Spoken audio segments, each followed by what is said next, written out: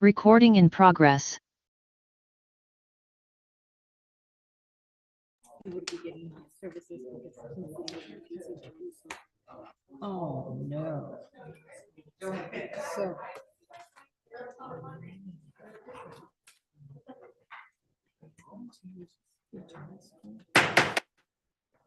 Good evening, everyone. Welcome to City of Greenfield Council Meeting, April 14th. Call the meeting to order. Roll call, please. Mayor White, Here. Mayor Pro Tem Rodriguez, Councilmember Ortiz. Here. Councilmember Moreno Mares, Here. Councilmember Garcia. Here. Right, thank you. Item C, this agenda item allows the city council to excuse the absence of council members not present at the meeting. If all council members are present, the agenda will be skipped. Public comments on item C. Seeing none, I'll bring it back to council for motion. Take an action. Second. Motion is second. All in favor signify by saying aye. Aye. Opposed, motion passes. Invocation. Pastor Lugo. Not here. There you are.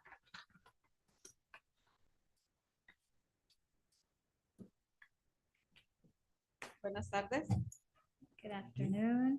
Le doy gracias a Dios por este día I give thanks to God for today y por la sabiduría que Dios nos ha dado. and for the wisdom that God has given us. Así es que agradezco a la vida de cada una de las personas que están aquí I appreciate the life of every person that's here y que en este momento Dios pueda bendecir al concilio, and that at this moment God can bless the council que les dé la sabiduría para esta noche, to give you the wisdom for tonight, para todos los negocios que tienen para la ciudad. for all the business that you have for the city. Te pedimos bendición sobre cada departamento, We ask blessings for each department, por el departamento de policía, police department, el departamento de bomberos, firefighters, y todas las agencias que ayudan a Greenfield. and all the agencies that help Greenfield, Que pueda seguir creciendo y desarrollándose that it continues to grow and develop para el bien de cada habitante. for the wellness of each habitant. En el nombre de Jesús. In Jesus' name, Amén. amen. Thank you. Will you all please stand for the pledge? Ready? Of the United States of America, and to the republic for which it stands, one nation, under God, indivisible, with liberty.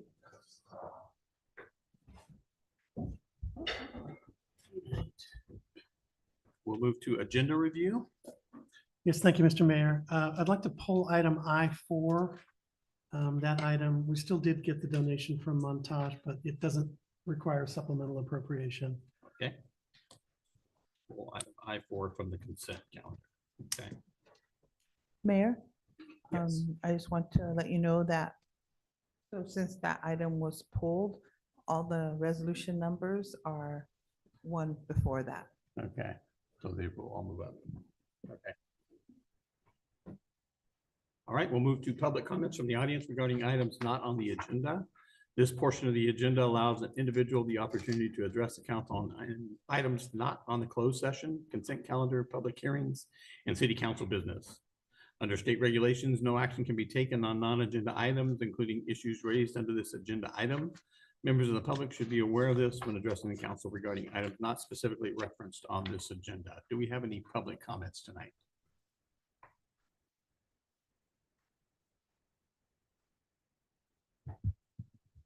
Hello, my name is Kathy Franchoni. I represent RCT Land, and we have 120 acres in the city of Greenfield, adjacent to Highway 101 and Espinosa Road. It was annexed in 2018, and we have been working to get something done on that property since. Capital Rivers Realty was brought up to city council meetings ago about renewing their contract. I've worked closely with Paul Mugen for the last few years that I've been involved in the city, and he recommended them to our business. We have been dealing with them. They are wonderful.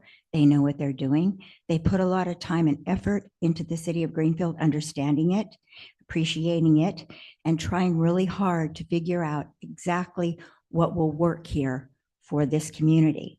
I was here the night that the resolution came up to renew their contract, and I've seen nothing on the agenda since.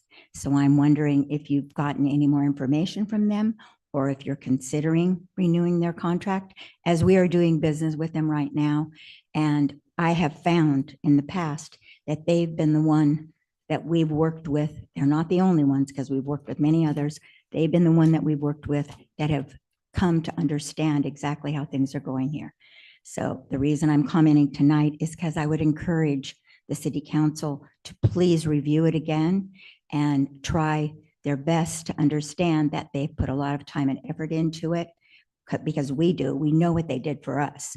So that's why I'm here this evening. I hope that you will review what they've shown you and anything else that they've sent you, because I believe that they've sent you other materials that would sway maybe your opinion on renewing the contract with them. Thank you all. Thank you very much.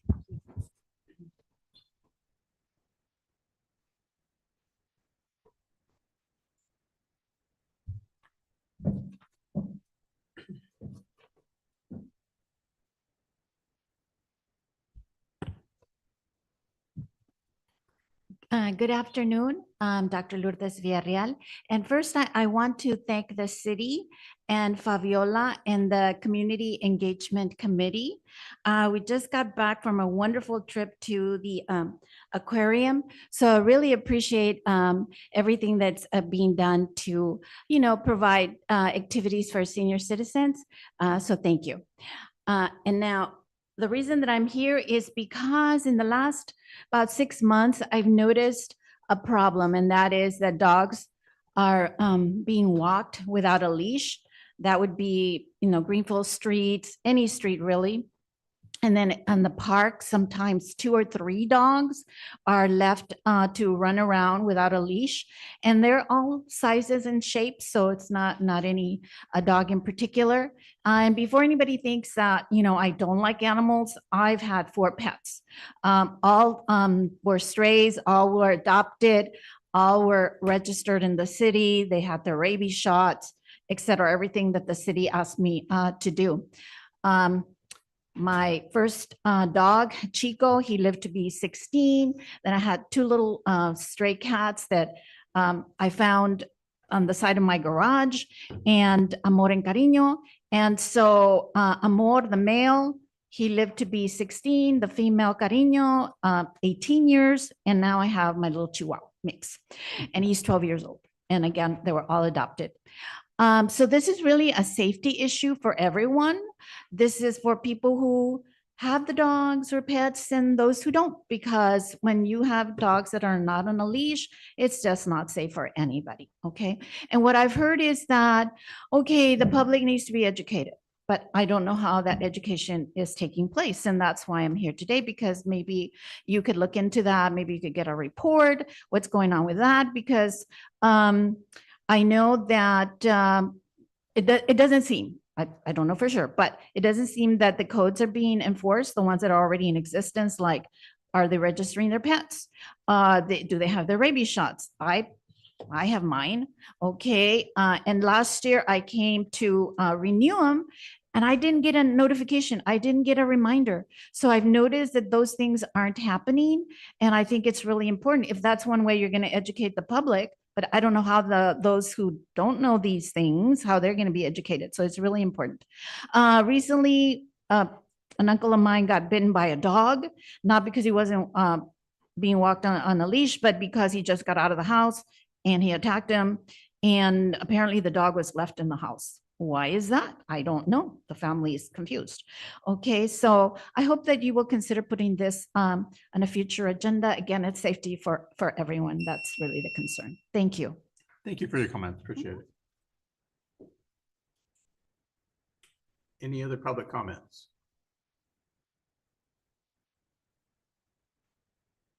Seeing none, I'll bring it back to Counselor for council comments. Oh, good. Thank you. I'll take your time. All right. I want to acknowledge a press release that a certificate of achievement for excellence in financial reporting was awarded to Salinas Valley Solid Waste Authority, and that's the people who are in charge of Greenfield's trash and waste. And it's a Government Finance Officers Association of the United States and Canada who awarded the Certificate of Achievement for Excellence in Financial Reporting to Salinas Valley Solid Waste Authority for its annual comprehensive financial report that ended in June 2025. The report was judged by an impartial panel to meet the highest standards of the program, which includes demonstrating a constructive spirit of full disclosure to clearly communicate its financial story and motivate potential users and user groups. It's just nice to finally we get lots of concerns, but it's nice to hear that Greenfield is getting some accolades too and achieving wonderful things. And this was one of the highest ones that we could get. Tri-Cities also, which is part of our solid waste, Tri-Cities Disposal and Recycling event was this Saturday, and it was on Walnut Avenue from 8 to 12. Very successful for collecting. It's also not just recycle and reuse, but to help our city do some cleanup. And they were also giving away some free compost. And that I'm surprised how many people just come in and load up whatever they can to take that compost. And then also some citizens have come forward with some code violations, and I said I would address them as well here. We had some regarding trucks and pickup trucks that are filled with garbage. And I think it might be springtime and people might be doing some spring cleaning and weeding and filling up their garbage or calling in some junk haulers. The problem is that some of these trucks and pickup trucks and trailers are filled and they're being parked next to residences' homes. And one in particular that I saw was there for more than 3 days. Again, I really wanted to have our citizens understand that when they come and ask us to help, that I do what I need to do. And I visited that spot the 3 days and that truck had not moved. The concern with that being there is that sometimes we have people walking by and they're going through the garbage and taking to see what might be in these trucks. The other part is pest control and any kind of animals getting into that. And then, of course, just the safety of kids climbing into those things to see what else they could take. There was also concern for driver alerts. Please understand that with the sun not setting as early as it was, we do have scooters and electric bikes. But the concern is that we have scooters and electric bikes going down our streets, residential streets, without lights or markers, red markers on them. And the riders that we saw, because I stood there waiting for them because they told me what corner I could find them. So I stood there with the citizens and we counted them. And I wasn't going to chase those kids down. But they did not have helmets, they did not have lights, and they did not have the little red markers in the back. And again, I said I would bring that forward.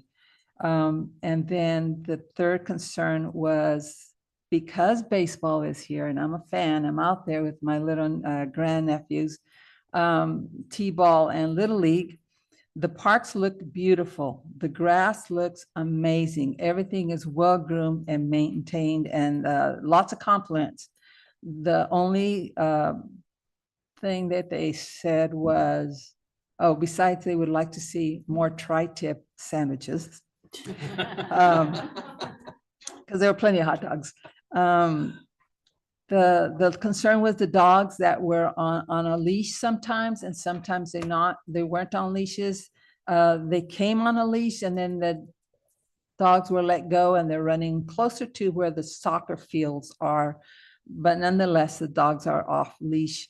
And so I don't know how to do that. I'm not chasing down dogs either, but I said I would bring that forward because we do need to address that, at least at the baseball games.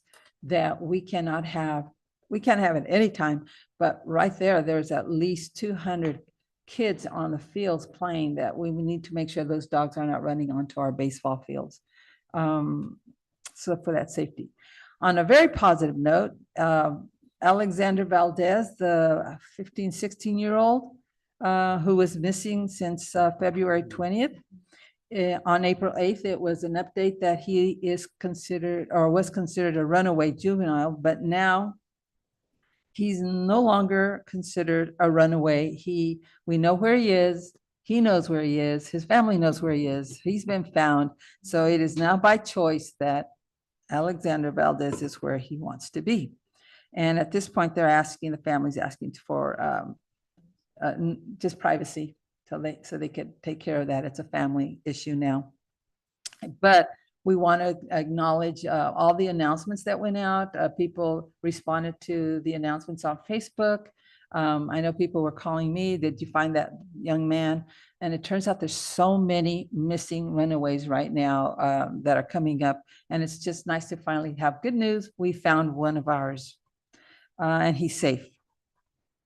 And this is a big, and Rodrigo Velasquez, a senior at Greenfield High School, who is also a current shift leader at King City's KFC, who wants to be a pilot one day, was surprised with a $20,000 scholarship during a celebration on March 26th at the restaurant on Broadway Circle. And Rodrigo is planning to hopes to attend San Jose State this fall. He wants to begin his studies in aviation. And he's going to be the first generation college student.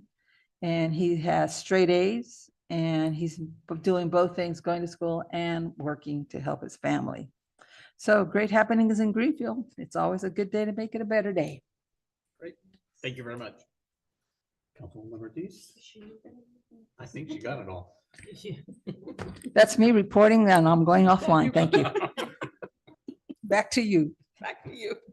Good evening. Just two different things that I wanted to talk about. We're accepting pictures for the final submission, for the final date for submission of pictures for the banners for veteran banners for Memorial is April 20th. We should be installing them probably about the second week of May to be flying for Memorial Day. So we've been getting submissions, but I'd like the community to understand that on Memorial Day, we'll be placing banners for those veterans, the military people who are no longer with us. And if you send in a picture and your veteran is still here or they're currently serving, those banners will be up in November, late October, early November. So again, just the final date to submit pictures on the website is April 20th. And secondly, I went to the Easter event that they had this year. And again, it was another successful event. I was a little bummed out that the kids couldn't run and look for eggs. You know, they had to get in line. But the prior year, there was a lot of kids on the ground. So better be safe than sorry for these little ones. But it was a really good event and city staff did an amazing job. That's it. All right, very good, thank you. Belinda and I also attended the Easter festivities on April 27th. I want to thank Jesus and the whole recreation department for organizing the event. Lots of fun festivities for everyone. I attended the Staff Appreciation Day last Thursday. We all enjoyed taco truck luncheon, multiple kinds of tacos and churros for dessert. What's not to like? Great to see everyone enjoying each other's company as we all work to make the city of Greenfield a great place to live. I helped pass out lunches and food boxes from the food bank at last week's senior social. I want to say thank you to Regina Gage from Meals on Wheels and also our outstanding staff, Fabiola, Jose, Braulio, and the rest of the team who make the event happen every month. Around 100 seniors were served lunch. They enjoyed dancing, socializing together. Just a very positive event. wanted to remind everyone about the Highway 101 resurfacing project between Greenfield and King City. This is a long-term project, so I think it's a 2-year project. So allow some extra time if you're traveling around South County. Paul and I met with the Council General of Mexico, Mr. Natali Said Perez Gonzalez, last week. He wanted us to know they're holding meetings here in Greenfield, one of which was last week, but the second one is April 23rd at the Catholic Church. Their offices provides services for citizens of Mexico and also travelers planning to visit Mexico. Things such as notary services and document authentication. So if you need help, reach out to his office or mine. I can give you some more information if you need that. And that concludes my report. All right, we'll move on to the consent agenda. Take public comments on the consent agenda. All matters listed under the consent agenda are considered routine and may be approved by one action from the City Council unless a request for removal for discussion or explanation is received prior to the time council votes on the motion. Do we have any public comments? Seeing none, I'll bring it back to council. We did have the one change in there. I4 is pulled. Motion to approve. Motion to approve with the With pulled changes. items, with the changes. I need a second. Second. Then moved in second. All in favor signify by saying aye. Aye. Opposed? Thank you very much. We'll now move to mayor's presentations, proclamations, communications, and resolutions. Presentation by Special Olympics Law Enforcement Torch Run.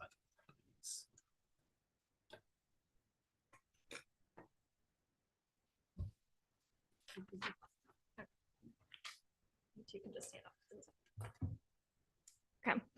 Good evening. My name is Jennifer Rector, and I am a law enforcement torch run manager with Special Olympics Northern California.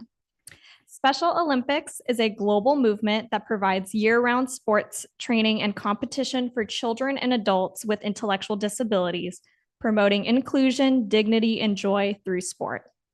One of the primary ways law enforcement supports this mission is through the Law Enforcement Torch Run, or better known as LETR.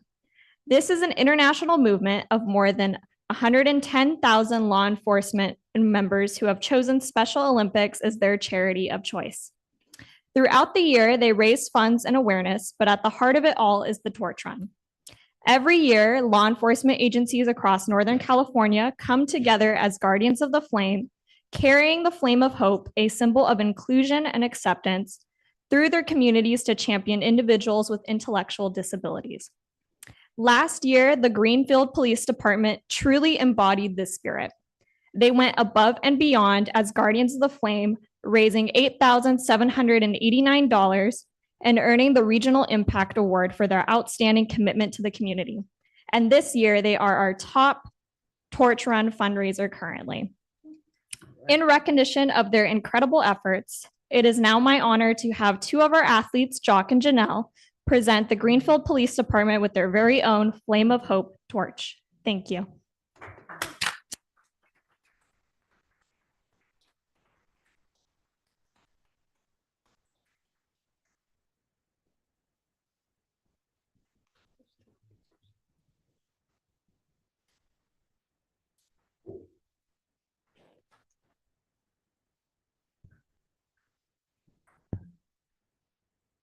Would you guys like to get a photo? Yes. Come on up here if you want. Back here. Okay, Jock, you gotta get still. And then. Right in the middle. And then one of you take the other side of the torch. Yeah, hold it this way, okay? Okay, and we'll have it hold it on the bottom. Okay, and then you guys will.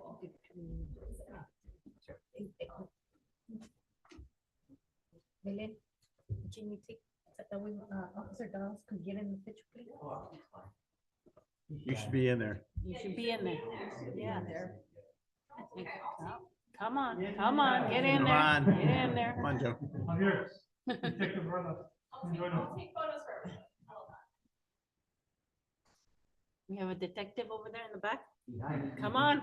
Come on, come on.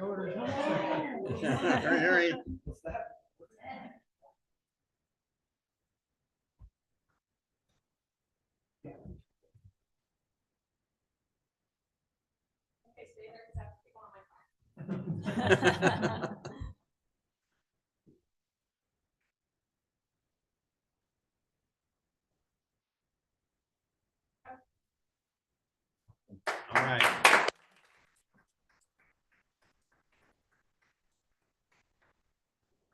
All right. Thank you. Thank you. Oh my God, super cute. That is cool. Oh my gosh, thank you. This is so cool. Super cute. Never seen them. Great.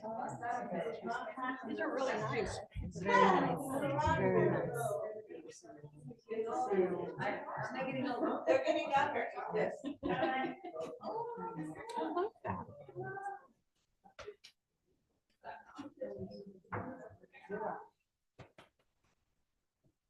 Yeah, I got one.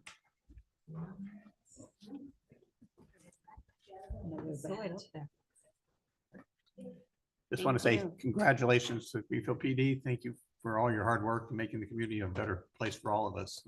So great job. Terrific.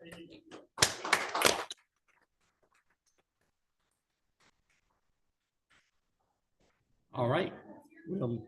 We have a presentation, audited financial statements for fiscal year 2024 through 2025.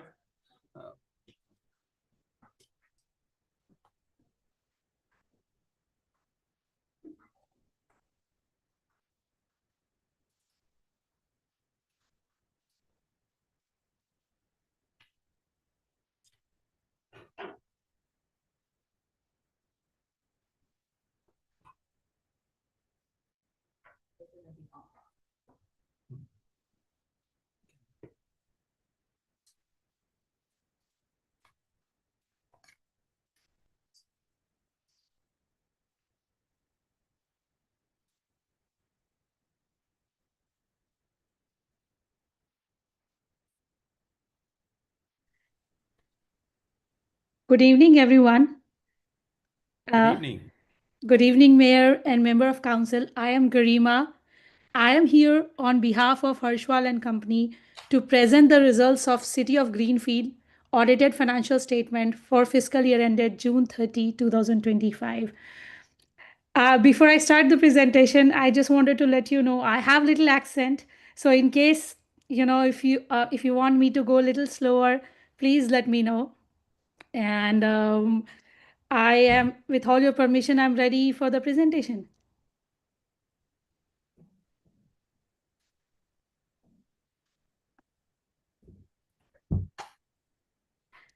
Go ahead.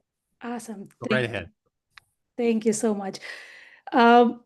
Before also, I wanted to thank your team, Evelyn and Paul. They were like a wonderful support. Whenever I requested information, I got all those answers, also document the same day. That's the reason we were able to finish the audit on time. So kudos to your team. Thank you so much for that. Tonight, I'll briefly walk you through our responsibility, the audit process, the results of the audit, and some key financial highlights.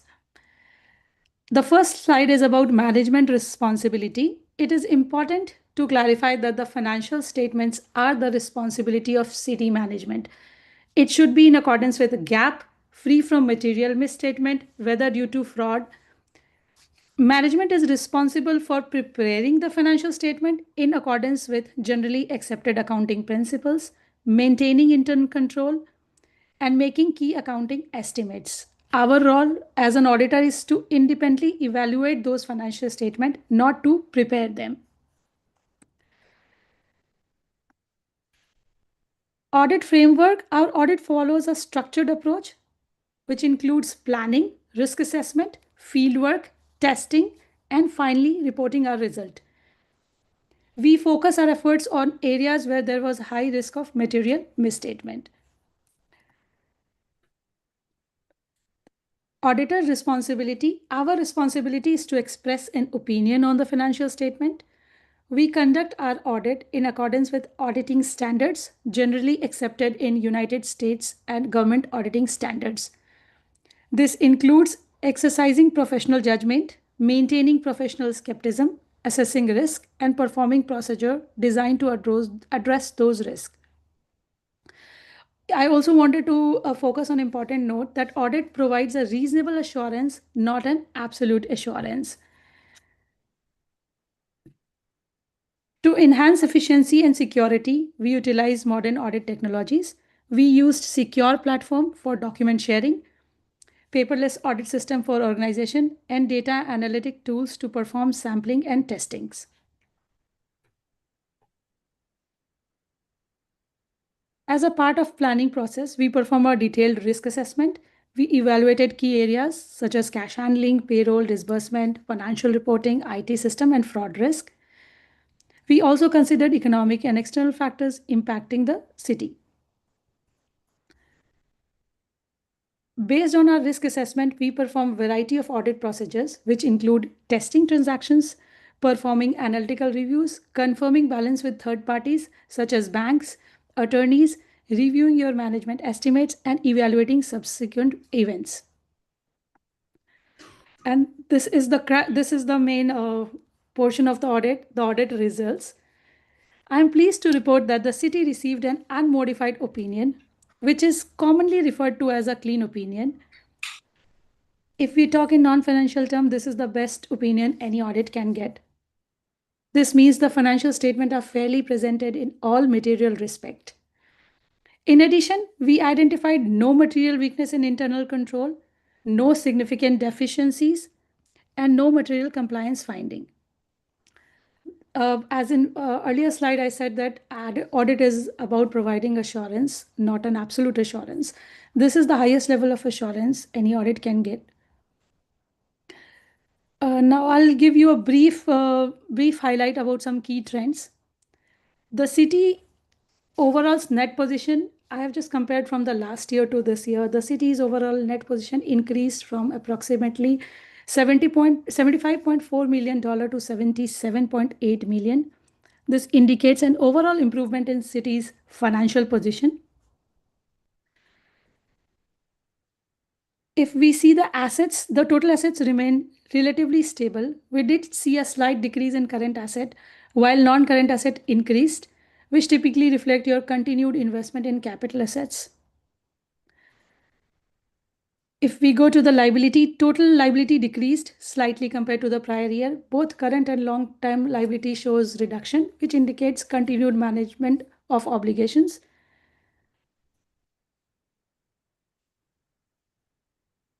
And then the net position breakdown, net investment in capital asset has increased. Revenue across multiple categories, including charges for service and grants. Just give me one quick second. On the statement of activities, from operational standpoint, revenue increased. At the same time, expenses is also increased. Overall, city reported a positive changes in net position of approximately $2.7 million.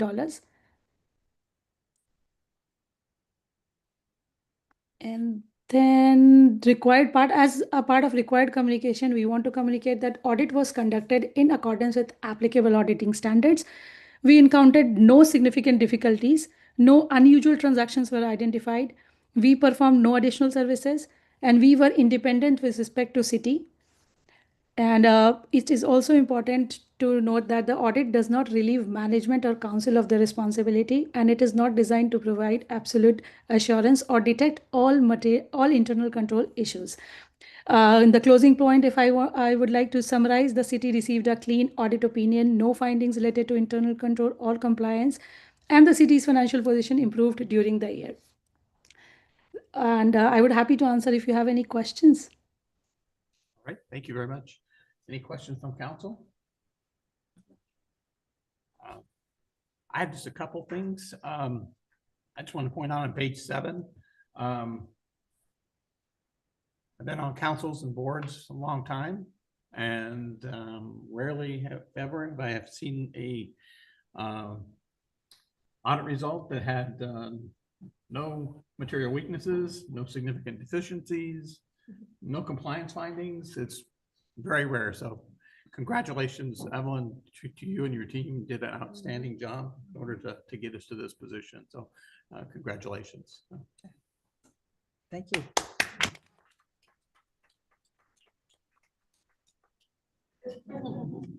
I'm so sorry. I did not see that you cannot see me. So I'm putting my face on the name.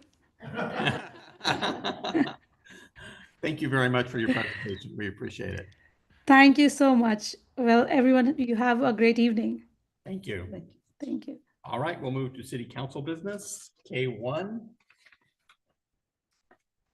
Consideration of the city's general plan implementation and housing element annual progress report for calendar year 2025. Staff report, please. Thank you, Mr. Mayor, members of council. Well, better or worse, you get to see my face, so I don't know that that's much better. I'm going to bring up a short slide presentation. We're here to talk about the general, two things. One is the general plan implementation annual progress report, and then one that goes with it is the state mandated the HCD housing element progress report. So there are two different reports. They're both required by the state. One is a lot more complicated than the other, as you can probably imagine. And so we'll go into it. First, I'll talk briefly about the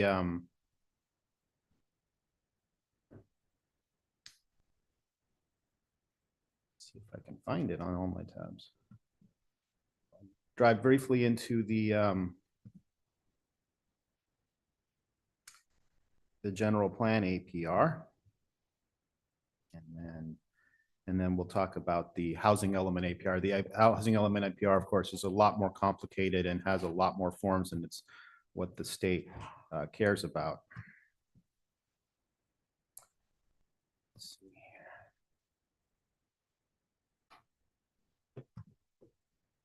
This should work now.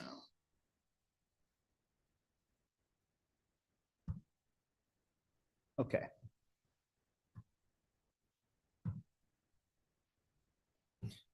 So the general plan was adopted on May 31st, 2005, and it guides city policy through 2025. I want to be very clear. So we're now in 2026. Unlike the housing element, which is very strict about compliance deadlines, the general plan is not that way. It's a guideline, not a requirement. So there's no penalty for letting the expiration date of the general plan pass in 2025. So keep that in mind.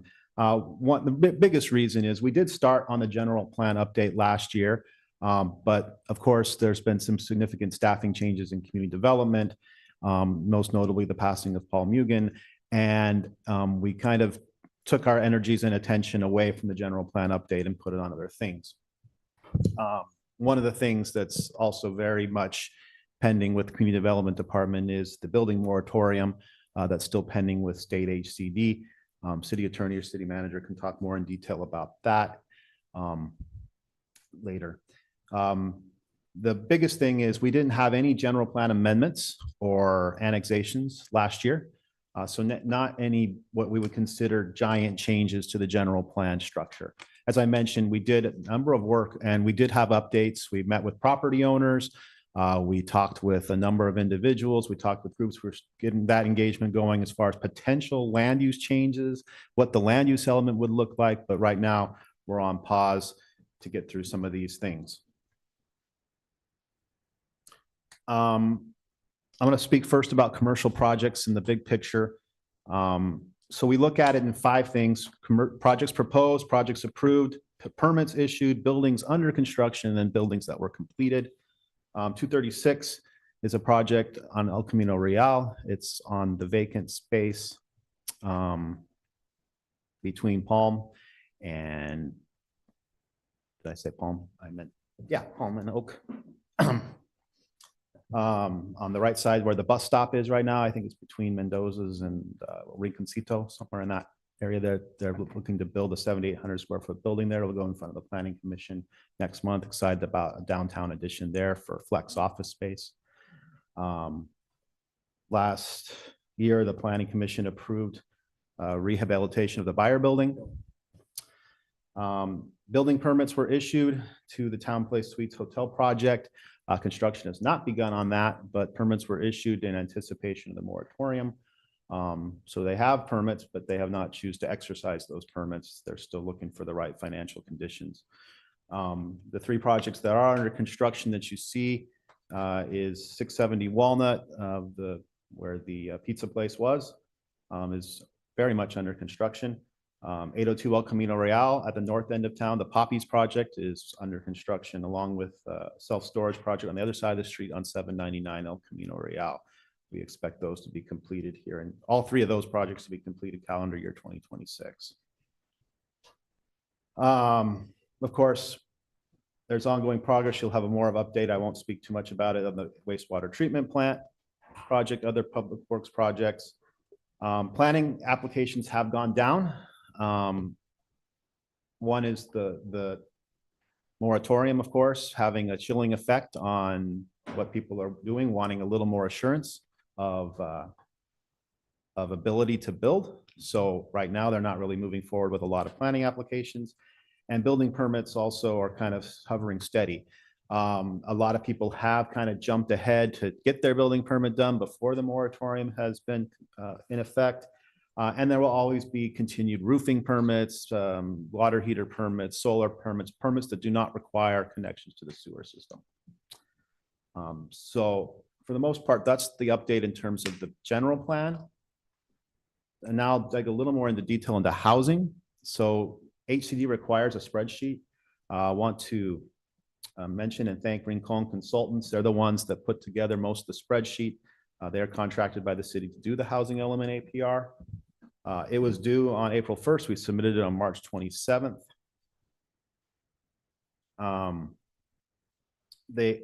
In the housing units, that the information that they ask for, you have it available in your packet. You can link, if you want the link to the full report, and so you can blow the sheets up really, really big. I'll be happy to share that with you, but I'll kind of go over the highlights here. And of course, if you have questions, you can ask here. Three main ways the HCD looks at housing. One is completed and occupied housing. Two is issuance of building permits, and that's really important. And that's what I'm going to highlight on this slide right here, is issuance of building permits during the year, because that's when we get credit for our RHNA, and that's a number that's really important as far as state mandates go and making sure we're meeting our goals, is when the building permit is issued. That's when we get credit for our numbers. And then building permit submittals, which trail that. So this year, for example, occupancy of phase 1 EAH, Walnut Place Apartments. Now the Walnut Place Apartments, well, EAH was credited last year when the building permits were pulled.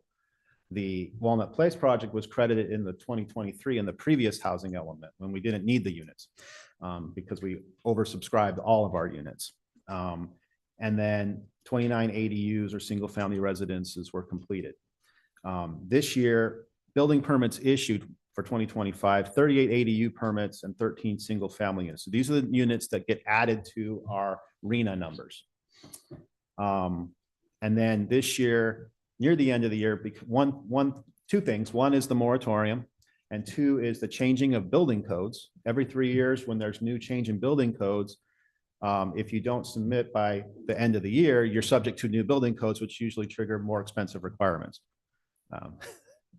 That's the way it always seems to work in terms of when, for example, solar panels became required on homes and energy efficiency mandates, things like that. So people definitely want to try to submit their permits ahead of time. And the self-help project at Apple Avenue did submit their permits last year. They have not been issued permits. We're not sure where they will fall when it's all said and done in comparison to the moratorium. So this is the chart. That's the numbers that when you compare yourselves to other cities, where we stand and where we are.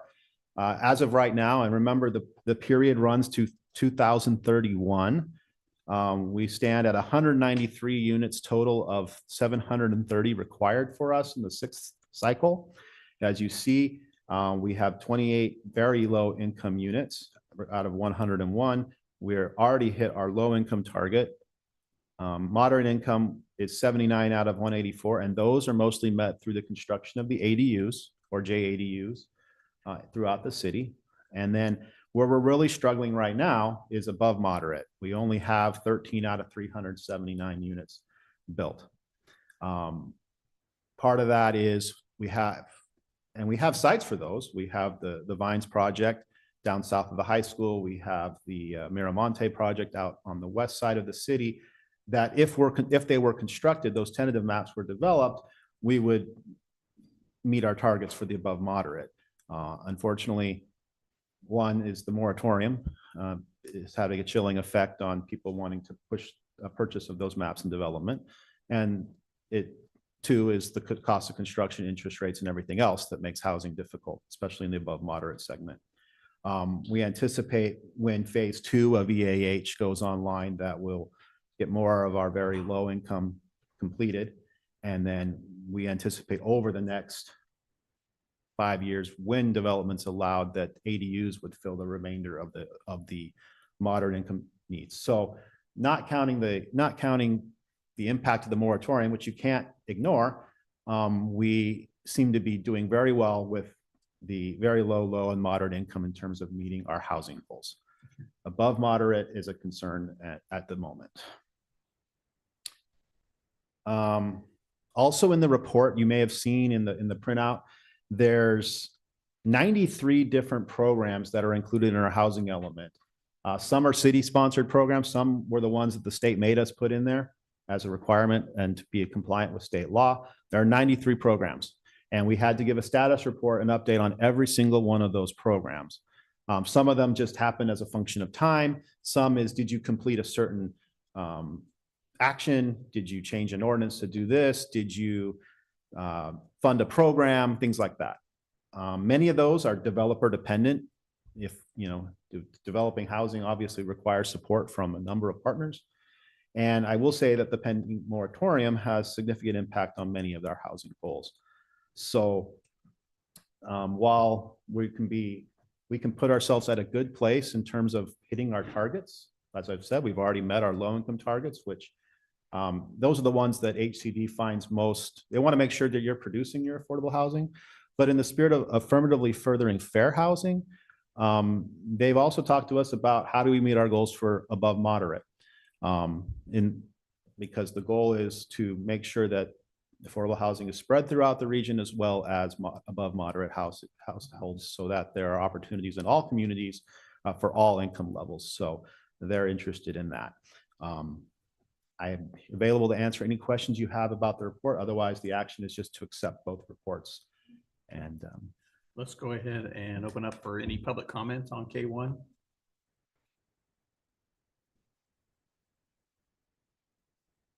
Seeing none, I'll bring it back to council. Any questions from council? None. Could you go over those? I see the numbers for the very low, and moderate. Kind of what price range or what fits in each category? Sure. So I can't give you an exact number, primarily because it's dependent on the size of the household, and also as the number of bedrooms in the unit. But for the most part, above moderate market rate. So in terms of your income level, what they do is it's 30% of your household income is considered what you should pay for housing. Obviously, that's not the reality for many. The threshold is for a family of 4 to be considered moderate income is around $120,000 right now in income. That's income-wise. Yeah, Okay. income-wise. And so what that means in terms of rents, for example, for your moderate income is $2,400 and under. So that's what we're talking about, trying to really get that through the ADU market. The single-family homes that rent for more than 3,000 plus would be considered above moderate. Low-income units are 1,600 and under, give or take, depending on the number of bedrooms and the number of people in a unit. And then the very low usually are under $1,000 in rent. And those are all subsidized housing projects where you have vouchers or programs like the EAH project, which is your rent is percentage of your income when you apply. Okay. So I think. And then there are different purchase prices. For example, moderate income homes, if you were for a purchase, would be about 450,000 or less. And so you'll see that with the self-help project for the for sale product. Those are Those are considered moderate. subsidized. They will be moderate or low income depending on their funding source because they get money from grants from USDA and other funding sources. So 450 and below is moderate, and 450 and above is above moderate. Is that correct? Approximately. Okay, thank you. I think this was also on this. It's in there it mentioned about the environmental justice section is and something about we didn't have that particular So one. environmental justice is a required element in the next general plan update. Okay. So it's not in the current 2005 general plan. But So it it's will a new be one. whenever we get to our general plan update, it will be in the next general plan update. That's the unit the element that's been added since our last general plan adoption. That was my question. That's something brand new. Yes, it will be. Once again, it'll be a matter of once we get things figured out with the moratorium building and with the department, when the right time will be to pursue that project. All right. Any other questions? If not, we will go ahead and receive and accept the report. Thank you. We'll move to K2, adopt a resolution, City Council, City of Greenfield, accepting and approving the Greenfield Police Department's annual military equipment report. Staff report, please. Good evening, Mayor, City Council. As we know, September 30th, 2021, California Assembly Bill 41 added sections to the government code requiring agencies to obtain approval from its governing body through adoption of ordinance of a military equipment use policy prior to taking certain actions related to funding, acquisition, and use of the military equipment. The governing body must also annually review the policy and either approve or disapprove or renew of the authorization for the type of military equipment or amend the military equipment use policy. The Greenfield City Council previously approved Greenfield Police Department Policy 709, and the current policy and inventory are located on the Greenfield Police Department's website. Interestingly, the definitions that the California section added make drones, less lethal weapons, military equipment. So therefore, we do have some military equipment under the California definitions. On page 2 of the staff report, we have 15 different sections, and 1 and 14 are the ones that pertain to the Greenfield Police Department. The first being unmanned remotely piloted aerial or ground vehicles. So we have 2 drones. So that falls under the category. And on section 14, projectiles and launch platforms, 40mm projectiles or beam bags. And we do have that equipment as well. Also, the government code demands that we make available for the citizens to request questions or submit complaints to the police department by their email, phone, or by mail. We haven't received any complaints about our equipment. A lot of inquiries, especially when the drone was first deployed, specifically flying over certain areas, maybe flying over school, flying over the church. There's a lot of questions about it, but we explain it the best we can to the public, and they understood. Some of the issues with the drone was privacy concerns, and we made sure that the public knew that the drone is looking straight at the horizon. It's not looking down as it's flying over the area. So there's no unauthorized surveillance or recording of people's property, their yards or whatever, while the drone is flying from point A to point B. So equipment description. So for the 40mm less lethal weapons, they're a big rubber ball, and they're pretty handy when you have some combative people. Instead of having to use lethal force or force that can be ugly, impact weapons like a baton. They're very good in being able to subdue somebody and take them into custody without causing injury. We haven't had any financial impact on the 40mm. They were previously purchased. They're maintained by our staff. So it did not cost the city or the police department any money to upkeep these weapons for this last year. The next item would be the bean bags. And like the 40mm rounds, non-lethal weapon, they're pretty handy. All the officers were deployed, carry those as well. And they get used and we've had good effect with them. Sometimes people have heavy clothing, maybe there's not the same effect, but it stuns them enough to give officers enough reaction time to be able to move in and subdue the person in a safe manner. We haven't had any costs related to that maintenance because our officers maintain the maintenance. We haven't had any purchases for this last year. And the final category is the drones. We're at 2 drones right now, and they've been very beneficial. Just this last week, Sunday and yesterday, Monday, I'm sure you know about the vehicle that drove off in the Royal Canyon. You know, the Highway Patrol and the Sheriff's Office, we received the call. They couldn't find the vehicle. They call us out there. We take our drone and we found the vehicle.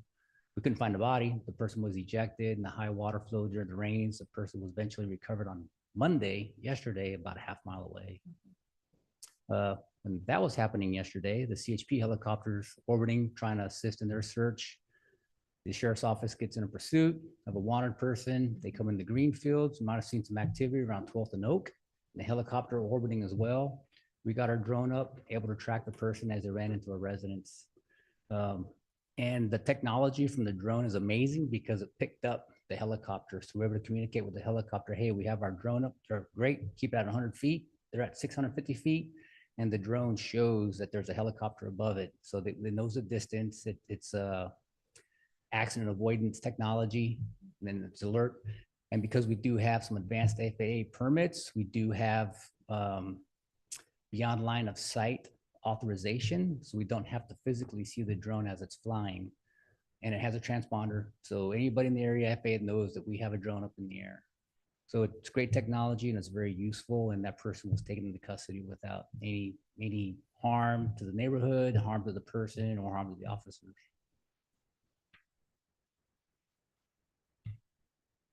Staff recommends the city council approve and accept the report, and we'll take any questions. I will open up for public comments first on K2. I did see, public comments. Public. Sometimes I forget. Go I'm not- ahead. Okay. Now come to council. Oh, council. I do see on Facebook the drone pictures from the fire, just to see what was happening on that.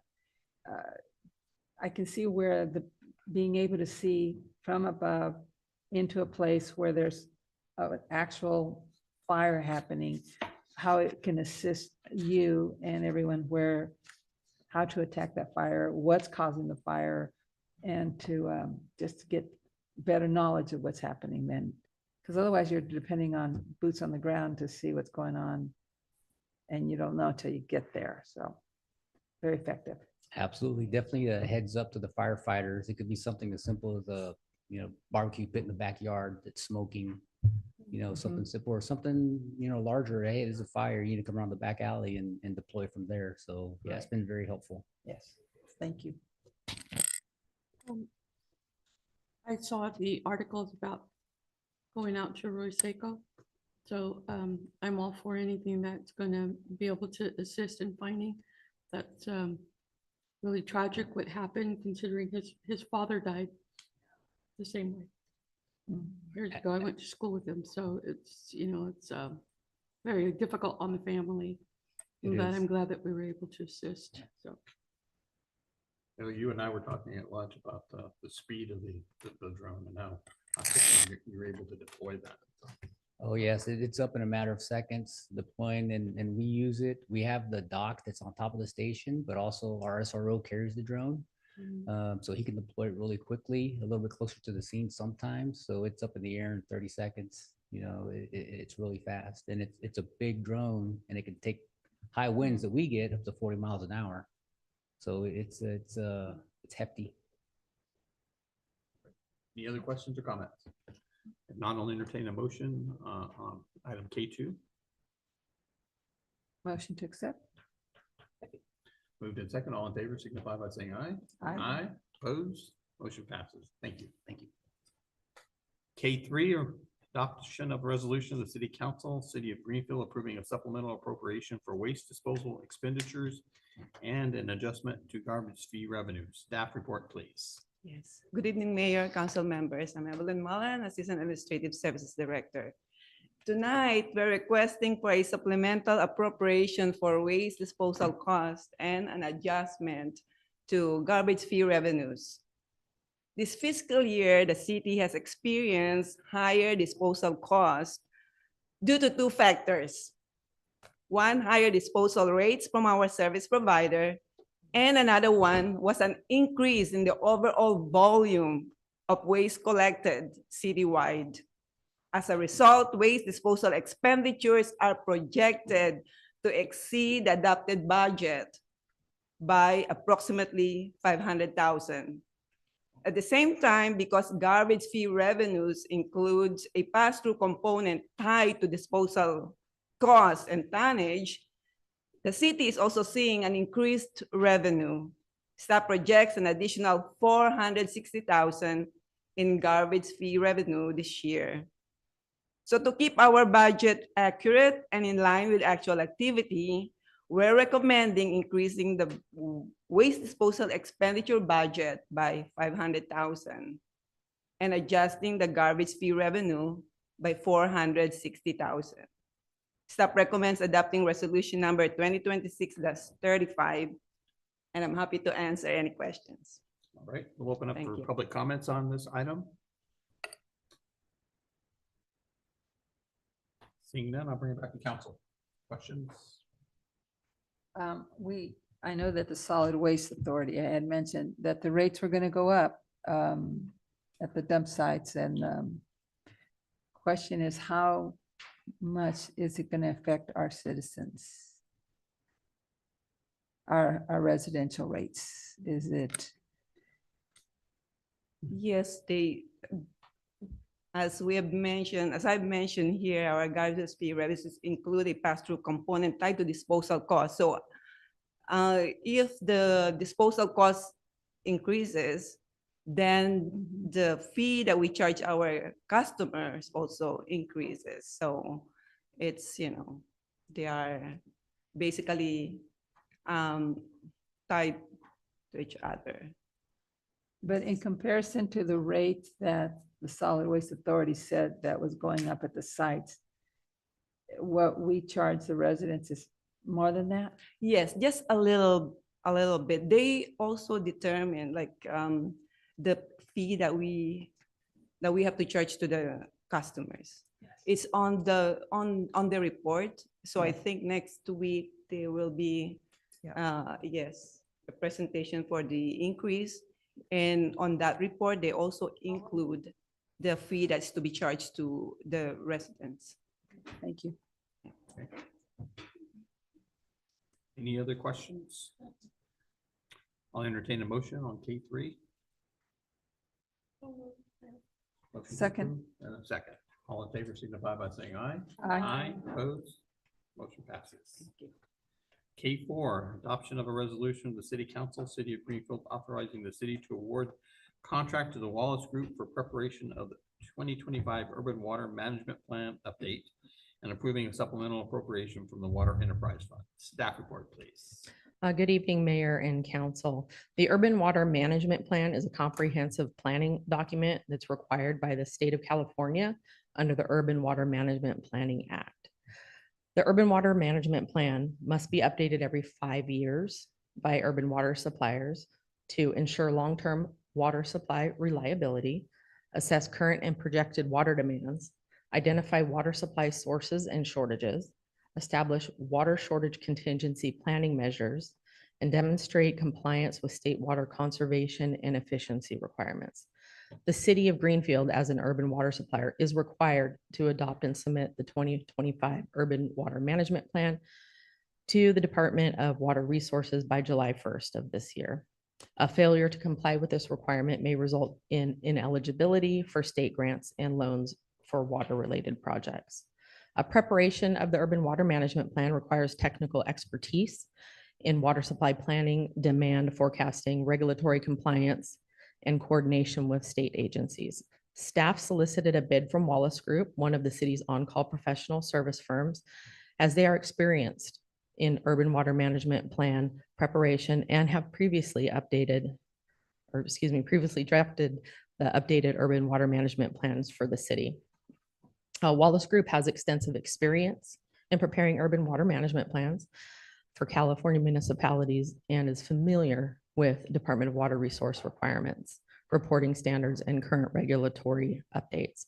Their scope of work includes project management and QA/QC of the work product, data collection and analysis, water demand projections, supply reliability assessments, and preparation of a draft and final urban water management plan document.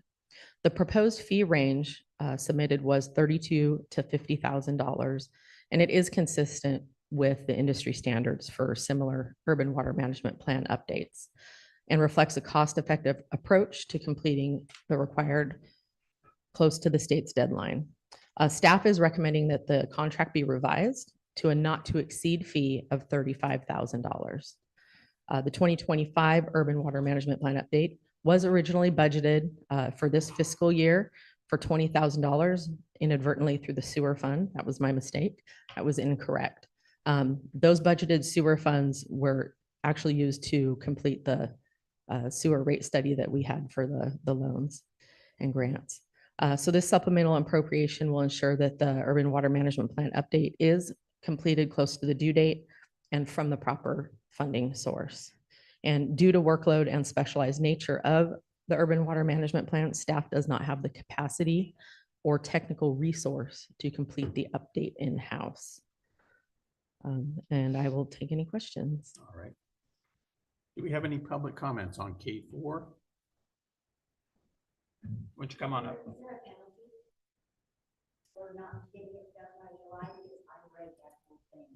So the question is there a penalty if it is not completed by July 1st? And one of it's not necessarily a monetary penalty, but we would be disqualified as a city for obtaining grant funding through the water side of the state in the Department of Financial Assistance. And we are going to be working on a grant with them for we get like a 50% match for planning for our new water well, since we did a water consolidation project. So we would be ineligible if we did not complete this.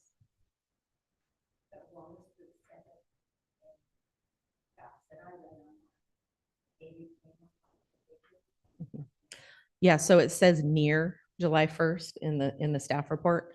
They don't think that they could get it done by July 1st. It is quite an extensive process. But they wanted to go kind of the extra mile and make sure everything was really perfect. There is no such thing as a perfect urban water management plan. They typically get accepted with comments for the next round. And we did just recently complete our 2020 urban water management plan about a year and a half ago. We were really behind, didn't know, with all the staff changes that it actually had to been done. So Wallace Group did handle that one for us. So we already kind of have an edge up on getting it completed, but it's going to be very close to the deadline. If we get it in after the July 1st deadline, as long as it's before we complete an application, we should be in the clear to be able to receive that funding. Okay. And the fact that Wallace Group did the last one should make it much easier to complete this one, I would think. Yes, that is correct. And you'll see that I'm asking for $35,000 when the range was $32,000 to $50,000 was the proposal. And I said, no, we can get this done for $35,000. Okay. Any comments from council? No. All right. If not, I'll entertain a motion on K4. Motion. Been moved, seconded. I second. All in favor, signify by saying aye. Aye. Opposed, motion passes. Thank you. K5. A resolution from the City Council and City of Greenfield authorizing the execution and delivery of an installment sale agreement between the City of Greenfield and the State Water Resource Control Board relating to financing of certain wastewater treatment plant upgrades and approving other matters in connection therewith. Staff report. Thank you, Mr. Mayor, Council. This is a big resolution item. So this is, let's see what I have to do here.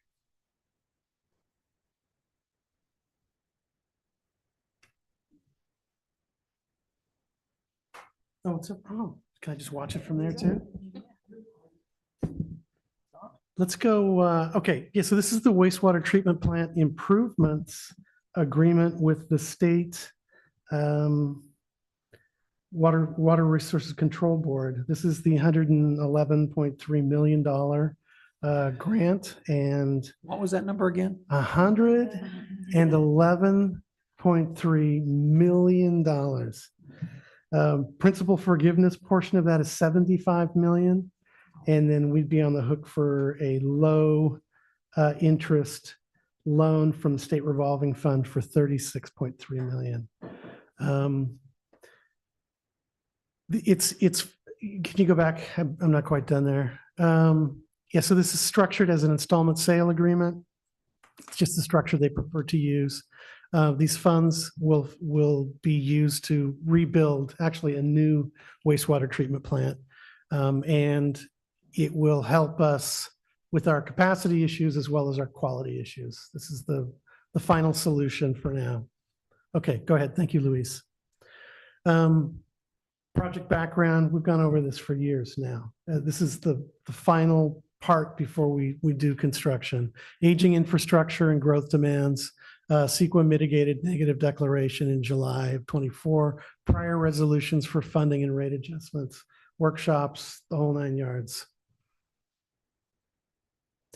It's the modernization of a wastewater treatment plant with MBR modules, improved capacity, environmental compliance, supports public health and future growth.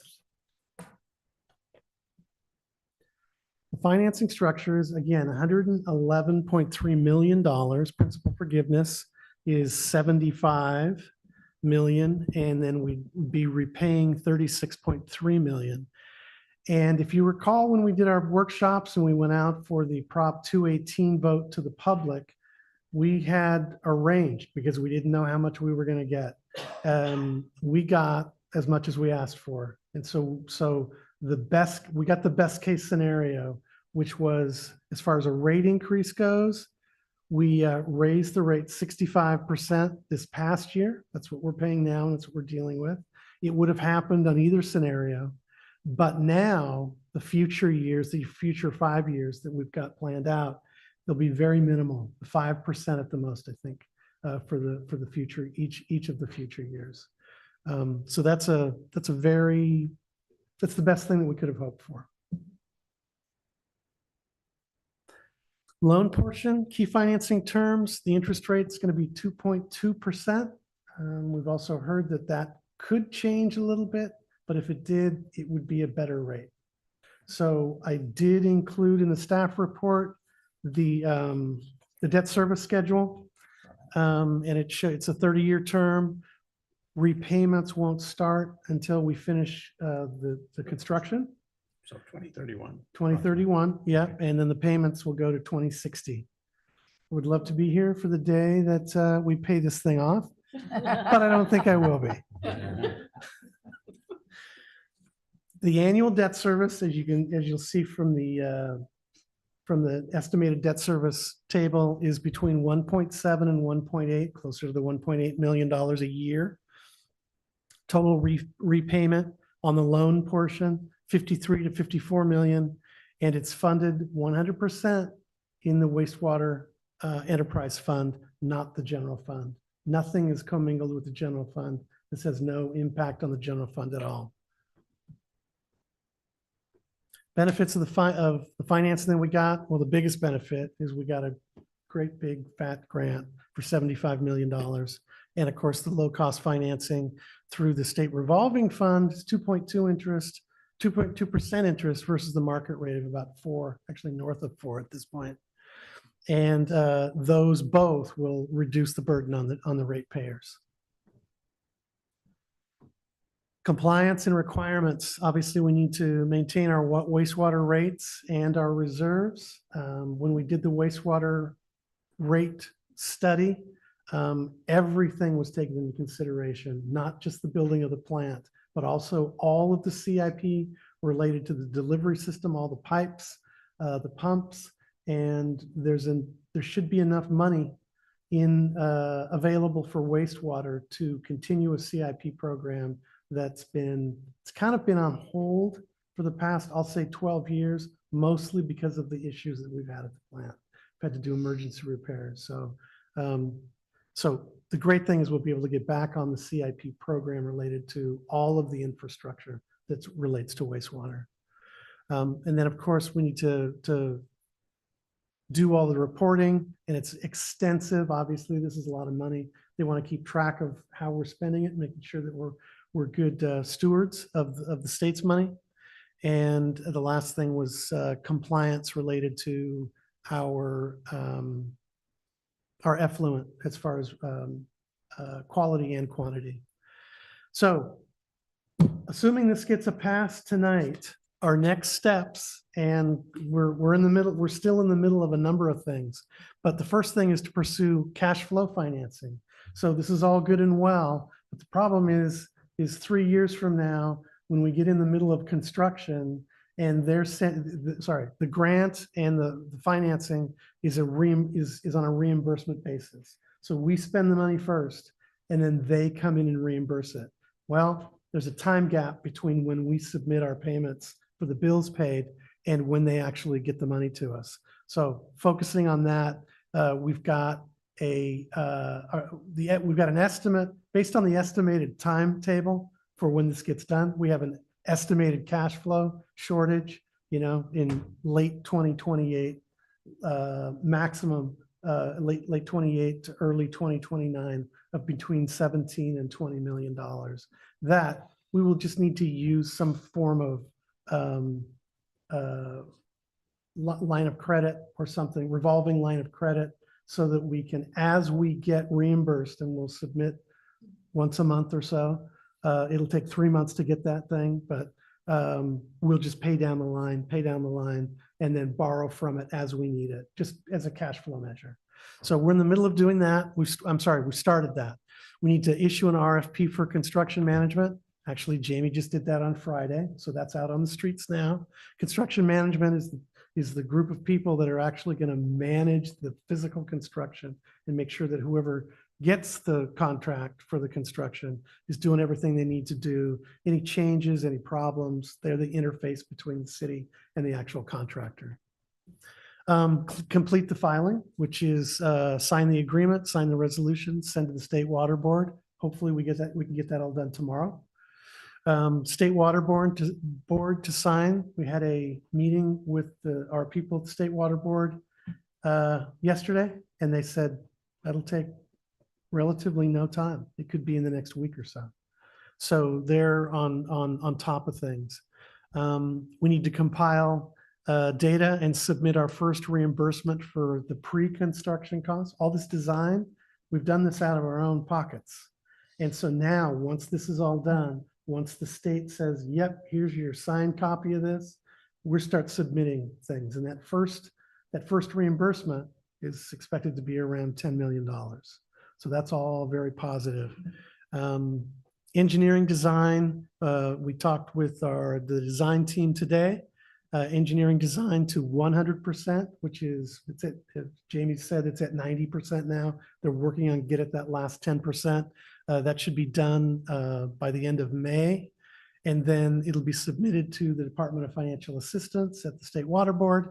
They'll review it, get it back to us June, July, and then we can issue an RFP for construction, we expect in July or August. I think that's it. Is that it?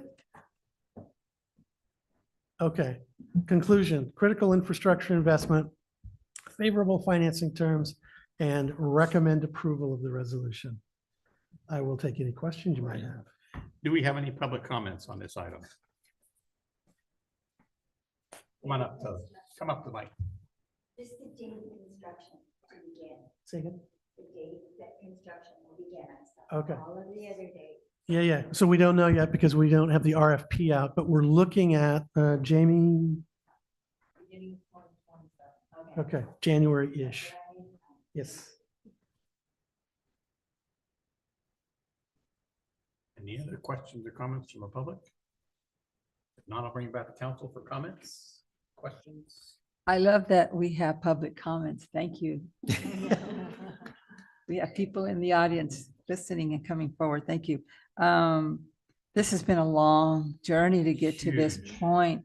I want to send a thank you basket to the state, the water board, because that took a lot of work. Our team did a lot of work, but for them to listen to get us to this point, I'm going to join Chief Mixer and say, well done, Yeah, well absolutely. done. Thank you, State Water Board. That's all I have. All right. Any other comments? Been a long process. We're gonna thank our staff. We gotta thank the state representatives for getting involved and helping us to get to this point. This is a huge thing for Greenfield. This takes one of the big obstacles away from us here and allows us to move forward. So I think, and I'm so happy they approved the 75 million. To us not having to pay that back. That's a huge portion. So we should be able to stay on the lower end of our rate schedule that we painfully approved. That's right. And thanks to council for, that's hard work. You had to take the bulk of carry the load on passing that. So thank you for that. Just so happy that we got the absolute best outcome as far as as far as the process was concerned. Yeah. So again, thank you to everyone that's been involved in the whole thing. So with that, I'll entertain a motion to approve. Motion to approve. All those in favor signify by saying aye. Aye. Opposed? Motion passes. Thank you, council. Send us some money. No. All right, we will adjourn to closed session. Council, do you want to make any announcements, sir? Sure. The city council will meet in closed session pursuant to government code section 54957.6, conference with labor negotiators. The agency designated representative is city manager Paul Wood. The employee organizations are Service Employees International Union Local 521 and Greenfield Police Sergeants Association. All right, I'll open up that closed session for public comments. Do we have any? If not, we'll move to closed session.